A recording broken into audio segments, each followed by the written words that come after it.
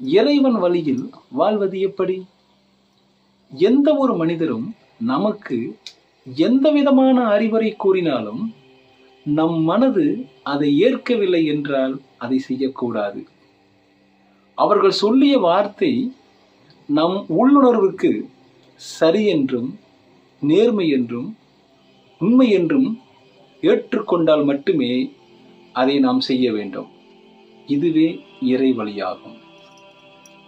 சில பேர் நம்மளை பார்த்து, நீ யோகியமா, நீ நல்லவனா, உனக்குத்தான் எல்லாம் தெரியுமா, நீ சொல்றத நான் கேட்கணுமா என்பது போன்ற வார்த்தைகளை யார் கூறினாலும் அதற்கு பதிலாக உணர்ச்சிகளை கொட்டாமல் அமைதி காத்து பொறுமையாக இருக்கும் இதயங்களை மட்டுமே இறைவன் பார்க்கிறான்.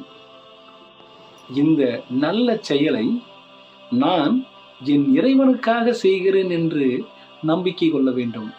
இறைவனுக்காக என்றால் எனக்காகவும் என்னுடைய நன்மைக்காகவும் இறைவன் இருக்கிறான் என்று நம்பிக்கை கொள்ள வேண்டும்.